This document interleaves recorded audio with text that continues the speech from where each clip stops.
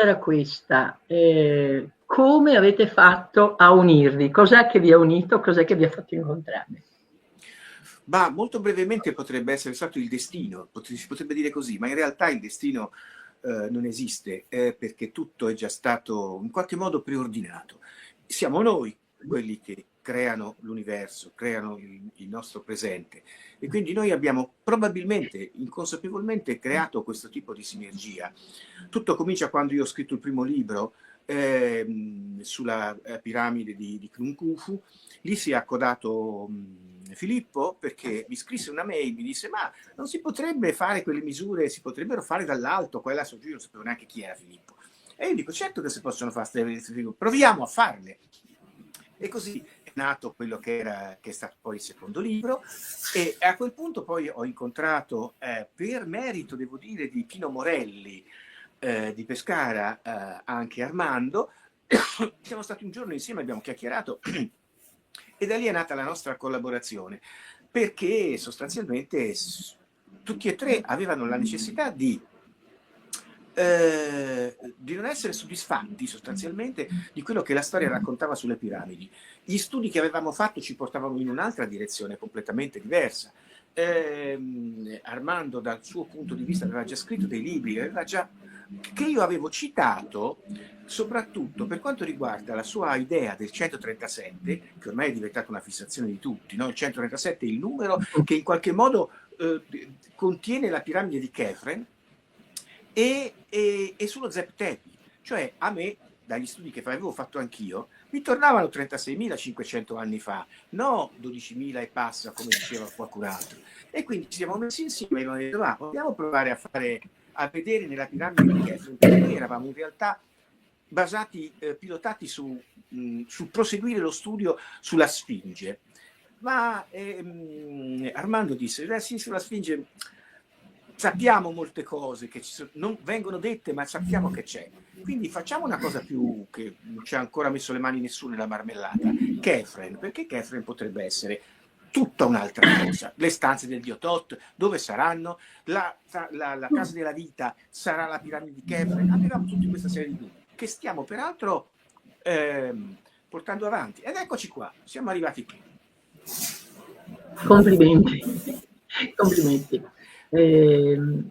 Io sono entrata per la prima volta oggi nella piramide e con una certa difficoltà, dico la verità, mi faceva caldo e vabbè, i cunicoli a volte sono bassi.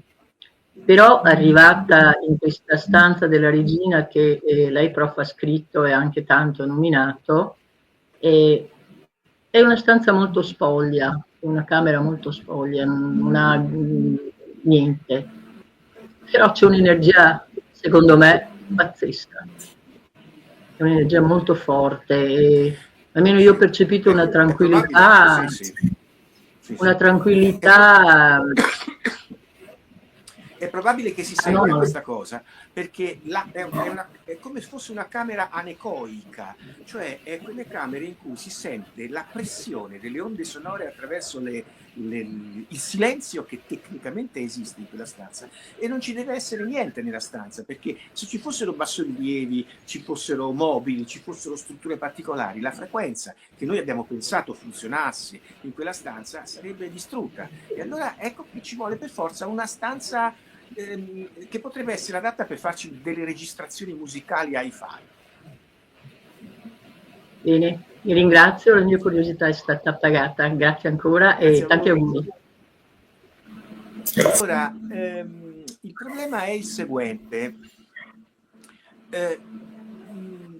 Quando noi abbiamo cominciato a fare le nostre lucubrazioni sulla piramide, che ci è sembrata che fosse una macchina che serviva sostanzialmente per ottenere vibrazioni, che poi venivano utilizzate come forma di energia per ottenere il prolungamento della vita del faraone, è evidente che nel lavoro originale pubblicato su Remote Sensing non abbiamo potuto dire: guardate che la parte aritmica di un povero disgraziato che passa di lì si stacca, entra nel corpo del faraone e lo rigenera, perché questa cosa avrebbe suscitato l'ilarità dei riferi.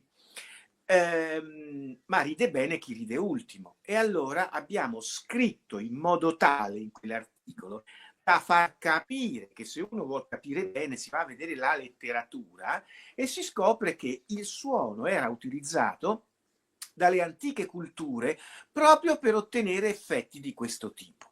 Noi ora ci troviamo di fronte a un problema che stiamo tentando di portare avanti millimetro per millimetro, cioè dimostrare alla gente con prove scientifiche che il nostro corpo è fatto di una parte animica, di una parte mentale, di una parte spirituale, che nel mito c'è scritto e noi cerchiamo di farlo vedere che attraverso la struttura della piramide, ma non solo, di anche altre tipologie di cose fatte di pietra dagli antichi, ecco che queste cose funzionavano proprio per costruire la salute dell'oggetto, del soggetto preso in considerazione attraverso la unificazione, la manipolazione di queste tre parti, soprattutto la parte animica, che io è 25 anni che dico guardate che esiste, che è una cosa vera, che è una cosa reale. Quando lo dice Penrose, che è premio Nobel per la fisica, tutti commentano in modo positivo. Quando lo dice Malanga, tutti stanno zitti perché si vergognano. Allora, ecco che abbiamo la necessità di far capire al mondo scientifico queste cose, ma non sbattendogliela nel muso, perché non funzionerebbe e quindi ci arriviamo nel tempo. E questo è il primo aspetto della questione, cioè è chiaro che la macchina, che è una campana sostanzialmente a base quadrata, perché il suono si polarizza in due direzioni precise e quindi solo una forma di campana a base quadrata, che poi è una piramide, ci avrebbe dato la possibilità ai costruttori di costruire una roba fatta così, che serviva per fare delle cose fatte così, perché poi le piramidi, l'avete visto, no? Sono tutte orientate a nord. Cioè, avete mai fatto caso che la componente del campo magnetico terrestre a nord è 0? Evidentemente ci sarà un motivo, cioè quella componente dava fastidio a tutto quel progetto. Quindi evidentemente la gente che ha costruito le piramidi queste cose le sapeva. E lì, per retroanalisi, bisogna chiedersi, ma allora c'era qualcuno che sapeva delle cose meglio di noi? Perché 2 più 2 non fa 19. Ed ecco che noi cerchiamo, facendo vedere i dati, guardate noi abbiamo trovato questo, guardate noi abbiamo trovato quell'altro. Quando saremo il 16 marzo, noi vi faremo vedere tutto una parte di quello che abbiamo trovato, ma non calcheremo la mano sul ma a che cosa serviva. Intanto ti faccio vedere che c'è quella roba lì e su quello non c'è problema. In una puntata successiva cercheremo di una volta che la gente ha assimilato con una spugna sta cosa e non si può più tornare indietro, ti diremo guarda che secondo me quella roba serve a fare questo e lo dimostreremo con i numeri. Mi micchetto e passo la parola a Filippo. Sì, se volete vi dico la mia brevissimamente. Noi siamo alla ricerca di una cosa a cui sono alla ricerca tutti quanti, però magari la gente non lo sa. Noi siamo alla ricerca di noi stessi, cioè alla ricerca di sapere chi siamo, perché siamo venuti su questo cavolo di pianeta, che ci stiamo a fare, quanto dura il giochino. Ecco, uno dei metodi, dei modi per andare a vedere chi siamo era guardare nel nostro passato, per sapere chi eravamo. E così abbiamo scoperto che questo tipo di percorso ci fa comprendere, ci fa rispondere a delle domande e queste domande nessuno se le era ancora poste come ce le stiamo ponendo noi. E il bello è che in questo giochino vi posso assicurare che gli ultimi dati che noi, perché qui stiamo facendo delle cose, gli ultimi dati di 3-4 giorni fa ci fanno capire come nel mito in realtà c'è scritto veramente come è andata, solo che bisogna avere la chiave di lettura per interpretare il mito e noi ci siamo resi conto che forse quella chiave di lettura anche negli ultimi 2 o 3 giorni l'abbiamo presa proprio, ce l'abbiamo sta chiave di lettura e saremo in grado di darvi alla fine una immagine di come sono andate le cose veramente. Ecco, un po' come fa i Simpson, che 10 anni prima ti dicono quando le cose accadranno. Ecco, noi senza bisogno dei Simpson, alla fine di questo giro daremo una risposta, diremo le cose sono andate così, perché prima era così e molto prima era ancora diverso, e guardate che questa chiave di lettura torna, per cui è divertente, perché quando è che uno si diverte? Uno si diverte quando incontra se stesso e vede se stesso specchiato nell'altro, quindi è giusto, il lavoro non deve essere, il lavoro deve essere divertente, se no se il lavoro è un lavoro no, per carità di Dio, quindi divertiamoci. Ecco, buonasera a tutti, Sera. io sono Nicoletta e volevo chiedere al professor Malanga se ci spiegava la teoria della pietra morbida. Ah sì, beh, nel giro di pochi minuti facciamo il bignamino. Allora, quello che si è visto e che ci si racconta nel mito è che la pietra, per essere trasportata, doveva non pesare. Quello che succede è che nel mito ci si racconta che la pietra veniva trattata con degli apparecchi, me ne ricordo uno che si chiama Shamir, che è il verme di luce, quello che taglia le pietre, e questo Shamir, questa è la parola ebraica, poi secondo le diverse culture questa cosa si chiama in modi completamente diversi, ma ha la stessa forma sostanzialmente, perché poi ce l'hanno disegnata. Questo Shamir, da questo Shamir esce un raggio luminoso, questo raggio luminoso colpisce la pietra che è sottoposta a una vibrazione, infatti si sente la pietra che suona come un fischio. In quell'istante quello che succede è che la pietra che vibra, i fononi, cioè la vibrazione, entra nella pietra a 4000 metri al secondo, e invece di uscire nell'aria, che è più difficile andare nell'aria, torna all'interno della pietra e crea all'interno di questo pietrone un'onda stazionaria.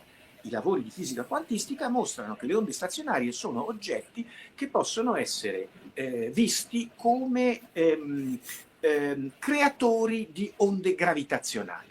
Il problema è che i fononi hanno una massa negativa e quindi si crea un'onda stazionaria negativa, cioè un buco bianco, che è il contrario di un buco nero. Il buco bianco è bianco perché tutti i fotoni escono dal buco bianco. In quell'istante il raggio laser che entra nella pietra scopre che la pietra lungo l'asse della vibrazione è fusa. Solo lungo l'asse della vibrazione, perché il suono e il calore sono la stessa cosa, solo che il suono è un'onda polarizzata, ben ordinata. Il calore invece ti manda tutti gli atomi in tutte le direzioni e quindi è caotico. In quella direzione, nella direzione in cui c'è il suono polarizzato, il pietrone è diventato trasparente perché cambia il suo indice di rifrazione, quindi può passare il raggio luminoso dello Shamir. Il raggio luminoso dello Shamir incontra il buco bianco e che cosa fa? Il contrario del buco nero, cioè tutti gli antifotoni si gettano nel buco bianco e tutti i fotoni escono dal buco bianco, ed ecco che gli antichi dicevano che la pietra diventava di luce, luminosa. Ma il fatto che ci sia un buco bianco all'interno della pietra vuol dire che c'è un sistema antigravitativo. A quel punto la pietra si ammorbidisce perché è particolarmente fusibile lungo uno solo dei suoi tre assi, e però può essere lungo gli altri due assi, che rimane solida, spinta, portata, mossa con grande facilità. Alla fine si spenge lo Shamir, si spenge il suono e noi abbiamo trasportato la pietra, come? Con i lavori che sono già scritti nei lavori scientifici di fisica quantistica già pubblicati, ma sembra che ancora nessuno se ne sia accorto. Grazie. Prego. Prego. Grazie. Buonasera, mi chiamo Diego e è veramente strepitoso il sogno di bambino di venire qui non ascoltando le guide, ma appunto con dei professionisti e soprattutto anche poi con un gruppo con cui si può parlare di determinati argomenti con una determinata chiave di lettura, e questo è molto raro, è molto difficile farlo con le persone che si incontrano tutti i giorni, e questa è per me una liberazione. Detto questo, ho un po' di domande, però mi hanno detto che quello che abbiamo visto oggi è off limits, quindi magari le facciamo il 16, quando verrò a Bologna. Allora, lei, professor Malanga, se non ricordo male, quando ha scritto il primo libro sulla piramide, parlava di una coclea che serviva per portare in alto l'acqua dal bacino che si creava attorno alla piramide. Sì, Quello disco di che è Sabu, stato definito. sì. Esatto, quello che gli egittologi definiscono un portaincenso, se non sbaglio. Sì. Mi ricordo che aveva fatto vedere delle immagini, poi sono andato a fare anch'io una ricerca, e lei diceva appunto che quel tipo di prodotto, quel tipo di oggetto lì, non poteva essere stato stampato, non poteva essere stato scavato, eccetera, eccetera, ma probabilmente deformato o comunque formato, costruito con la tecnica che ha appena spiegato ora. Mi ricordo che quell'oggetto lì, quell'immagine lì che lei aveva fatto vedere, dal mio punto di vista, dalla mia lettura, mi sembrava fosse, perché mi occupo di progettazione, quindi mi sembrava fosse una riproduzione fatta con la tecnica della stampa tridimensionale, cioè quello che c'è è corretto? Perché Sì, se non sbaglio assolutamente. lei, perché forse avevo capito male i tempi, però mi sembrava che lei avesse detto che fosse stato lavorato con la pietra, quindi che quell'oggetto lì fosse di pietra. In realtà probabilmente, almeno me lo conferma lei, è stato fatto con la stampa 3D, quindi una riproduzione che hanno trovato. Sì, è qualcosa che assomiglia molto alla stampa 3D. Il disco è di scisto, quindi è una cosa che solo il diamante lo potrebbe lavorare, ma con quelle forme la vedo dura, veramente. E come abbiano fatto a modellare il disco di Sabu in quel modo è una cosa che oggi noi non riusciamo, cioè non riesco a vedere un'apparecchiatura che sia in grado di farlo bene, però qualcosa che assomiglia a una stampante 3D, cioè che però invece di lavorare con la plastica lavora con lo scisto, non è proprio banale, è la stessa cosa. Quindi non tanto una modellazione come uno stampino, una modellazione tipo Pongo, ma proprio un qualcosa che sia stato fatto con le 3 dimensioni. La cosa importante del disco di Sabu è che è lievemente inclinato, disassato su un asse, e questo è la cosa che provocherebbe poi la spinta vettoriale dell'acqua verso l'alto. Ho trovato anche un filmatino cioè un mese fa su TikTok, mi sembra, dove un signore ha ricostruito il disco di Sabu, l'ha messo attaccato a un trapano e l'ha infilato in un cilindro pieno d'acqua. Mentre parte il disco, ecco che l'acqua si solleva, ripetendo esattamente quello che poteva essere il nostro concetto. Quindi probabilmente funzionava effettivamente così. Quindi quello che c'è al museo non è una riproduzione, è di scisto. Assolutamente sì, è di scisto. Fantastico, grazie. Prego. Ci sono altre domande? Passiamo. Ok, sì. Allora abbiamo un'ultima domanda e poi diamo spazio. Ok. Allora, ciao a tutti, buonasera. Salve. Allora, volevo fare una domanda piuttosto tecnica. Oggi abbiamo fatto il giro per le piramidi, mi sono fatto delle domande, no? E mi sono chiesto, ma se sotto la piana di Giza c'è una città, ok? Che diciamo la nuova scoperta che sono stata fatta, e mi sono chiesto, ma tutto sto riporto di queste di sabbia delle piramidi attuali, no? Che senso ha tutto questo sbalzo, diciamo, in profondità della città? E mi sono dato delle piccole risposte. Non è che il Mediterraneo nel tempo era molto molto più basso e questa città è nata a quel tempo, diciamo quando il Mediterraneo era basso, no? Poi nell'alzarsi del Mediterraneo è cresciuto e ha coperto, diciamo, la città. Quindi la città dovrebbe essere molto, ma molto più antica di quello che si pensa. È probabile.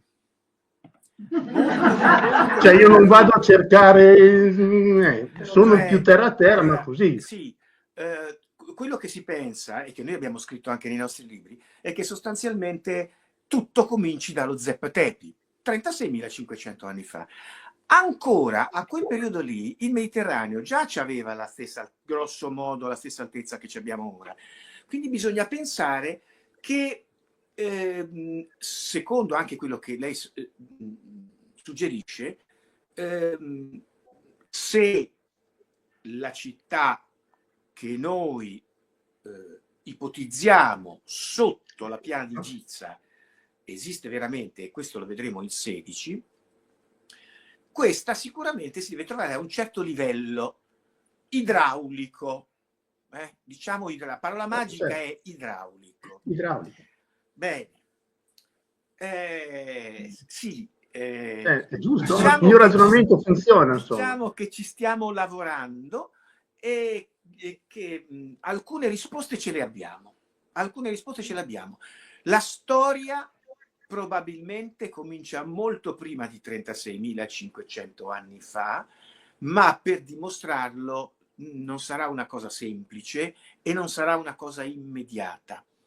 Si tratta anche di altri tipi di testimonianze che abbiamo recentemente raccolto utilizzando quelle che una volta erano le tecniche ipnotiche, che siccome queste testimonianze ci sono, bisogna tenerne conto perché hanno una certa validità, e allora da lì sono venute fuori delle cose. Ma di questo bisognerà attendere parecchi mesi per poter mettere veramente, come dico io, le mani nella marmellata.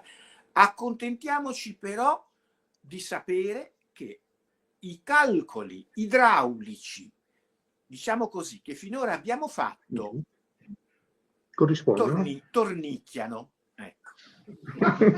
L'ho visto giusto. Bene, bene, grazie. Prego. Posso un'altra domanda in velocità? Allora, domanda al professor Malanga sulla piramide di Cheope. Gli shaft, no, della Camera della Regina, nella Camera della Regina erano inizialmente tappati. Questa è una domanda. Dixon dovette rompere i blocchi per trovarli. Da dove sarebbe dovuta entrare l'acqua? Dunque, il problema dello shaft tappato è il seguente. La piramide è fatta in modo tale che tutti gli shaft erano tappati. Lo ridico, anche gli shaft della camera del re erano originariamente chiusi da una lastra. Questo per quale motivo? Perché nella camera del re, se pioveva, si riempiva d'acqua la piramide. L'acqua funzionava, la piramide funzionava con l'acqua, ma l'acqua che ci si metteva noi, no che veniva giù dal cielo. Gli shaft della stanza della regina non escono all'esterno. Ci sono dei tappi, uno in una ipotetica stanza che sta a sud e l'altro nell'ipotetica stanza che sta a nord in alto, che sono chiusi perché oltre queste chiusure ci sono due stanze che si vedono anche con il SAR, il radar ad apertura sintetica, dove dietro c'erano degli operai che aprivano o chiudevano questi passaggi per far passare l'acqua o non farla passare, cioè per riempire solamente la stanza del faraone che si trovava al piano di sopra, che poi in realtà non era la stanza del faraone, come abbiamo scritto, e riempire in un secondo tempo, oppure tutte insieme, anche la stanza della regina. Quindi dietro questi blocchi c'è da pensare che c'erano gli operai, secondo noi, gli operai che aprivano o chiudevano questi passaggi. Grazie. Passo un'ultima domanda, magari. Sì, ok, dopo tanto abbiamo... Sì, l'ultima. No, dopo ci ritroviamo anche dopodomani. Allora, ecco, io chiederei, poi chi vuole rispondere risponde, chiederei comunque al professore cosa ne pensa delle tavole smeraldine, se le ha sentite ovviamente, ci si può fidare di ciò che dicono, ciò che è stato tradotto? Guardate, la mia risposta è una risposta diplomatica ed è la seguente: dove c'è fumo c'è sempre un po' d'arrosto. Quindi è vero che le tavole smeraldine a cui probabilmente chi ha fatto la domanda si riferisce sono quelle che sono state venute fuori da un processo di canalizzazione di questo signore che si faceva chiamare Doreal e che invece era un capo massone 33° livello di una loggia massonica inglese, credo di Londra. È vero, ma se uno va a vedersi tutte queste tavole e si va a leggere anche quelle vere, che sono le tavole smeraldine tradotte dal greco da Newton, il quale Newton dice che in quelle tavole, nella sua traduzione, che quindi non sono quelle del dio Thoth a cui ci riferiamo, lui ha comunque trovato delle ispirazioni per tutte le sue ricerche, quindi questo va preso in considerazione, perché la storia delle tavole smeraldine, ce ne sono di diverse tipologie di tavole, non solo smeraldine ma anche di altri colori. C'è una tesi di laurea molto interessante che poi citeremo, metteremo da qualche parte, la gente se la vada a vedere. Chi era questo Doreal? Quando uno va a leggersi le tavole smeraldine, a me mi è venuta l'idea che questo signore, sì, fosse un bravo massone, ma soprattutto avesse dei problemi di adduzione aliena. Allora la maggior parte delle canalizzazioni che ha fatto sto Doreal non sarà che sono le sue memorie aliene attive, che in qualche modo si ricordano cosette passate dell'antico Egitto, e quindi sicuramente se le ricorderà male. Ma se le ricordasse bene? E allora ecco che dobbiamo comunque prenderle in considerazione, e le prendiamo in considerazione sostanzialmente, poi io faccio sempre così, solo se ci tornano, perché se ci torna il discorso, allora sulle cose, sulle tomografie che noi abbiamo trovato e sulle tavole smeraldine c'è scritta la stessa roba, allora vuol dire che insomma in qualche modo andavano prese in considerazione. L'errore è non prendere per oro colato tutto quello che c'è scritto, perché come al solito, se il signor Doreal era, dal mio punto di vista, un addotto fino al collo e non sapeva di esserlo, e forse anche per questo era appartenente alla massoneria, sostanzialmente, la massoneria egizia, sostanzialmente prendiamo in considerazione solo le cose che ci tornano. Le cose che non ci tornano potrebbero essere così, come potrebbero non essere così. È un trucco che nella ricerca ha sempre funzionato. Grazie, grazie proprio. Se qualcuno di voi vuole aggiungere qualcosa può farlo, Armando o Filippo, su queste... Sì, no, io nella lettura delle tavole smeraldine per ora mi sto attenendo semplicemente ad alcune descrizioni fisiche di quello che era l'oltretomba egizio e non altro, quindi tutto il resto poi si vedrà. Per ora mi interessa capire se ci sono degli elementi che possono, come dire, combaciare con quello che col progetto al quale stiamo lavorando. Bene. Ultima domanda, vai. Avete la sensazione o le certezze che siete controllati? Vabbè. Io dal 1967 sì. Avevo il telefono sempre avuto il telefono sotto controllo. Poi a un certo punto ho smesso di occuparmi di quella cosa che a loro gli dava fastidio, a loro, cioè al governo. Noi siamo lo Stato, il governo sono loro. E allora ho smesso di occuparmi di oggetti volanti non identificati, almeno apparentemente ho smesso, e allora dopo che mi hanno tagliato i volanti della macchina mi hanno lasciato perdere. Io non ho problemi nel dire le cose che abbiamo scoperto, perché non ci sono segreti. Chi ti controlla non ti vuole controllare se te sai qualche cosa che loro non sanno. Chi ti controlla vuole sapere se te hai capito tutte le cose che hanno già capito loro. E in questo controllo si scopre, ora come ora, che noi abbiamo capito molto di più e loro molto di meno. Questa è la realtà.